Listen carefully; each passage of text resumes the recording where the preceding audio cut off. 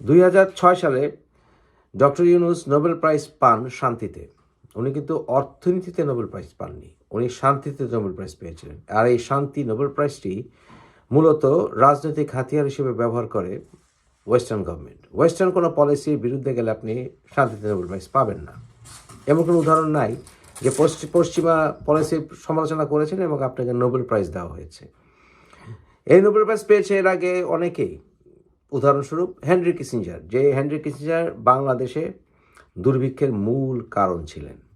এছাড়া পেয়েছেন ইসরায়েলের সেই মেনেহিন বেগিন, যে মেনেহিন বেগিনকে একসময় ব্রিটিশরা সন্ত্রাসী বলত। এছাড়াও অনেকেই নোবেল প্রাইজ পেয়েছেন শান্তিতে, আসলে যাদের ব্যাপারে যথেষ্ট প্রশ্ন আছে বিভিন্নভাবে। ডক্টর ইউনূস শান্তিতে নোবেল প্রাইজ পেয়েছেন, আমরা তারপরে গর্বিত ছিলাম। কিন্তু 2007 থেকে শুরু হয়ে যায় তার কারসাজি। 2007 উনি রাজনৈতিক দল গঠন করার জন্য এগিয়ে যাচ্ছিলেন। দলের নাম দিয়েছিলেন নাগরিক শক্তি, মনে আছে?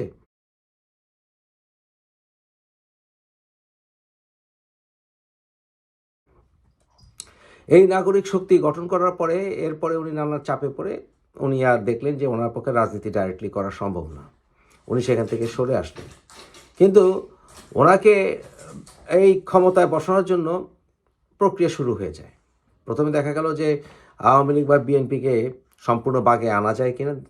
পশ্চিমা সরকারগুলো দেখলো যে সম্পূর্ণ বাগে আনা যাচ্ছে না, তাদের মনোনীত পুডুল দরকার, এবং সেই পুডুলের দায়িত্ব পালন করছেন ডক্টর মোহাম্মদ ইউনূস। এবং সেটা কখন একেবারে মহির হয়ে পরিণত হলো? ডক্টর ইউনূসের 2022 অগাস্টেই ডক্টর ইউনূসের বিরুদ্ধে শেখ হাসিনা সরকার প্রায় 18টা দুর্নীতির মামলা দায়ের করে, যেগুলোতে তার জেলে যাওয়া প্রায় মাস্ট হয়ে গিয়েছিল। 2023 আত্মপ্রকাশ করে গণতান্ত্রিক ছাত্র শক্তি।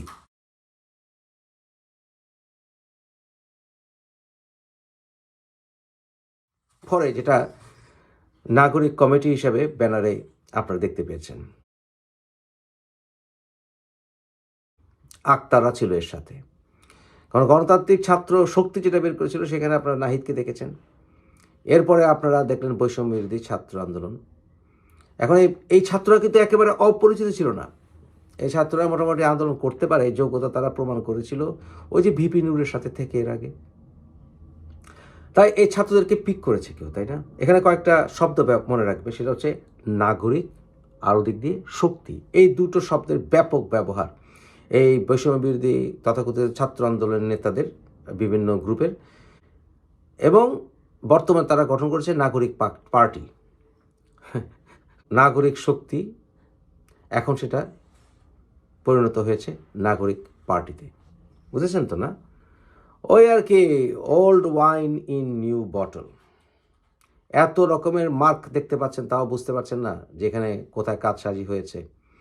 ডক্টর ইউনূসের $666 মিলিয়ন মাফ করা ছাড়াও ডক্টর ইউনূসকে লাইমলাইটে নিয়ে আসা ক্লিন্টন অ্যাডমিনিস্ট্রেশনের মূল দায়িত্ব ছিল।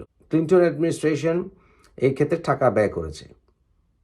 ট্রাম্প অ্যাডমিনিস্ট্রেশন বর্তমানে $29 মিলিয়ন কথা বলে ইউএসএর মাধ্যমে, যেখানে দুজন ব্যক্তিকে তারা ইঙ্গিত দিচ্ছে প্রত্যক্ষ পরোক্ষভাবে, যারা এই টাকাগুলো ব্যয় করে হাসিনা সরকারকে উৎখাত করেছে বা সেখানে একটি পলিটিক্যাল ল্যান্ডস্কেপ সৃষ্টি করেছে। বুঝতে বাকি থাকার কথা নয় এটা কারা।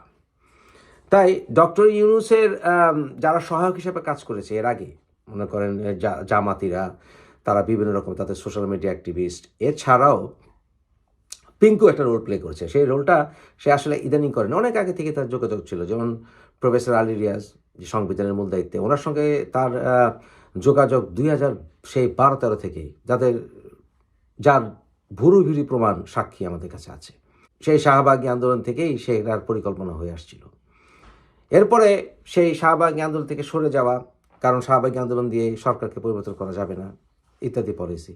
এছাড়া আরেকজনের নাম আছে, যেমন ধরেন যাকে পিনাকি তার কৃষ্ণ বলে উল্লেখ করেছে একটি ভিডিওতে, সে অর্জুন এবং সেই কৃষ্ণ, এবং সেই কৃষ্ণ কিন্তু এখন আছে আপনার এই সরকারে।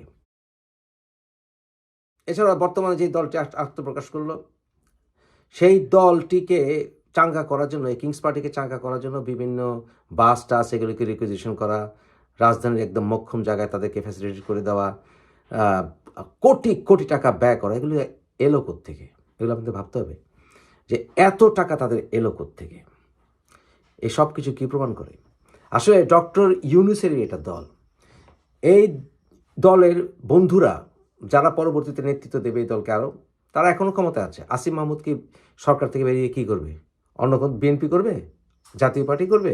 আওয়ামী লীগ করবে? না, নিশ্চয়ই পার্টি করবে। তো তাদের দলের লোক ওখানে বসে আছে। ডক্টর ইউনূসের অত্যন্ত কাছের মানুষ তারা। ডক্টর ইউনূসের উপরে প্রভাব বিস্তার করে। ডক্টর ইউনূসকে তারাই ক্ষমতায় বসিয়েছে। সুতরাং ডক্টর ইউনূস এখন এই দলের আসলে নেতা। এটা এখন একটি দলীয় সরকারে পরিণত হয়েছে। যেই দলীয় পরিচয়টা তারা একদিন গোপন রেখেছিল, যেই দলটিকে গঠন করেছে ক্লিন্টন অ্যাডমিনিস্ট্রেশন, USAID, CIA এবং এই শক্তিগুলো এই ডক্টর ইউনূসকে ক্ষমতায় বসিয়েছে। এই সরকারের অধীনে কোনো মতে তার নির্বাচন সুষ্ঠু হবে না, নিরপেক্ষ হবে না। বাংলাদেশে যত অরাজকতা থাকবে তত ইলেকশনকে পেছানো যাবে এবং বলা যাবে যে এখনও পরিবেশ হয়নি, চেষ্টা তো করছি। তাই যেভাবেই হোক এই সরকারকে ক্ষমতা থেকে সরাতে হবে, অথবা ডক্টর ইউনূসকে টোটালি অকেজো বানিয়ে বসে থাকুক, অকেজো বানিয়ে দিতে হবে। একটি ন্যাশনাল গভর্নমেন্ট যদি ইলেকশন হয় তো ভালো, আর না হলে আমি যেটা সবচেয়ে তীব্র ঘৃণা করি সামরিক শাসন, সেই ডক্টর ইউনূসকে নামমাত্র গতিতে বসিয়ে ওয়াকারকে পিছন থেকে শক্তি প্রয়োগ করে সুষ্ঠু নির্বাচনের পথ সুগম করতে হবে এবং অল ইনক্লুসিভ ইলেকশন হতে হবে, যেখানে আওয়ামী লীগকে থাকতেই হবে। আর একটি ভয়ঙ্কর বিষয় আছে। আনফর্চুনেটলি শেখ হাসিনা এবং খালেদা জিয়ার একটি বড় ব্যর্থতা হচ্ছে তারা নেতৃত্ব তৈরি করতে পারেনি। দেখেন, আমাদের প্রজন্ম যারা, অর্থাৎ 90-এর যারা আন্দোলন আমরা করেছি, আমাদের প্রজন্ম কিন্তু নেতৃত্বে আসতে পারেনি এবং আমাদেরকে নেতৃত্বে আসতে দেয়নি আওয়ামী লীগের টপ লিডারশিপ, বিএনপির টপ লিডারশিপ। দেখবেন আমাদের প্রজন্মে যারা 90-এর অভ্যুত্থান ঘটেছিল তারা কেউ মন্ত্রী মিনিস্টার হতে পারেনি। আমাদের বন্ধুরা অনেকেই দেখবেন পারেনি। এবং কি খালিল কবির খোকন ভাই, এখন দুদুরিপন ভাই, এনারা আসলে মন্ত্রিত্ব পান নাই। এছাড়াও আওয়ামী লীগের যারা বন্ধুবান্ধব ছিল, আমরা ছাত্রলীগের ওই সময়, ওরাও তেমন মূল্যায়িত হয়নি। বাহাদুর ব্যাপারী তেমন কোনো মূল্যায়িত হয়নি। এছাড়াও অনেকেই ছিল সেই সময় ছাত্রলীগের বন্ধুরা, তারাও তেমন মূল্যায়িত হয়নি। এই জেনারেশনটা, আমাদের জেনারেশনটা দেশের বাইরে চলে গিয়েছিল, কারণ আমরা তখন এরশাদ বিরোধী আন্দোলন করতে গিয়ে 3 বছর সেশন জ্যামে পড়েছিলাম, জীবনের প্রতি ভয় পেয়ে গিয়েছিলাম। আমরা সরকারের তাই অংশ হতে চাইনি, আমাদের অনেকেই, আমরা দেশের বাইরে চলে গিয়েছিলাম এবং সেই ভ্যাকুমটি রয়ে গেল এবং যারা দেশে রয়ে গিয়েছিল তারা মূল্যায়িত হয়নি। এছাড়াও ডাকসুকে অকার্যকর করে দেওয়ায় নতুন নেতৃত্ব গড়ে ওঠেনি এবং নতুন নেতৃত্ব গড়ে না ওঠায় যে ভয়ঙ্কর পরিস্থিতির সৃষ্টি হয়েছে, যারাই ছাত্রলীগের নেতা বা ছাত্রদলের নেতা হয়েছে তারা তেমন কোনো ক্যারিজম্যাটিক ব্যক্তিত্ব বলে নিজেদেরকে তুলে ধরতে পারেনি। এবং বর্তমানে তাই ছাত্রলীগ এবং ছাত্র দল থেকে বেরিয়ে আসা গত প্রায় 20-30 বছরে তেমন কোনো ক্যারিজম্যাটিক লিডার আমরা পাইনি। একটা ভয় ছিল কি, যে আলটিমেটলি যেমন ধরুন বিএনপিতে যদি তেমন ক্যারিজম্যাটিক লিডার আমাদের জেনারেশন থেকে বেরিয়ে আসে তাহলে হয়তো বা তারেকের পজিশন থ্রেটেন্ড হতে পারে, তাই সেখানে গড়তে দেওয়া হয়নি। আমরা সেখানে দলের ভিতরে তাই গণতন্ত্র দেখতে পারিনি এবং নেতা বেরিয়ে আসেনি। আমি আপনি যতই ডিসলাইক করি, একটা সত্য কথা কি জানেন, এই যে বৈষম্য বিরোধী নামক এই ছাত্ররা, এদের ভিতরে কিন্তু, এই মৌলবাদীদের ভিতরে কিন্তু ন্যাশনাল ফিগার তৈরি হয়ে গেছে। আপনি আমি পছন্দ করি বা না করি, মাহফুজ, নাহিদ, আসিম মাহমুদ, তারপরে আপনার হান্নান মাসুদ, এরা কিন্তু পরিচিত হয়ে গেছে ন্যাশনালি। আক্তারি, এরা কিন্তু পরিচিত হয়ে গেছে, কিন্তু এদের কাউন্টারে কিন্তু ন্যাশনাল ফিগার তর্কাতে, যেমন ধরুন ছাত্রলীগের ভিতরেও টপ নেতাদেরকে নিয়ে ওরা নিজেরাই সমালোচনা করে। সমস্যা দেখতে পাচ্ছেন? তাই আপনি একের পর এক জাতীয়ভাবে আপনার নাম বলে দিতে পারবেন না। এখন এরা যদি চিন্তা করে, এই পার্টি যারা করেছে, নাগরিক পার্টি, যে আজ গেলাম না আমরা, আগামী 5 বছর গেলাম না ক্ষমতায়, 10 বছর গেলাম না, 10 বছর 15 বছর পরে আমাদের জেনারেশন, বর্তমানে আমাদের জেনারেশন নেতৃত্বে আসার কথা, অর্থাৎ তারেকের জেনারেশন, জয়ের জেনারেশন নেতৃত্বে আসার কথা, কিন্তু 15 বছর পরে তো আমাদের বয়স 70 উপরে উঠে যাবে। তখন এরা কিন্তু মোটামুটি একটা বয়স আসবে দেশকে নেতৃত্ব দেওয়ার। কিন্তু এদের কাউন্টারে ছাত্রলীগ থেকে অথবা ছাত্রদল থেকে ন্যাশনাল ফিগার কিন্তু এখনও দেখছি না আমি, যারা আজকে থেকে 15 বছর পরে সারা বাংলাদেশ তাদের নাম জানবে। এটাই হচ্ছে বিফলতা। তাই তারা 5-10 বছর পরে অপেক্ষা করে হলেও জাতীয়ভাবে একটি প্রভাব বিস্তার করার ক্ষমতা অলরেডি তারা তৈরি করে ফেলেছে।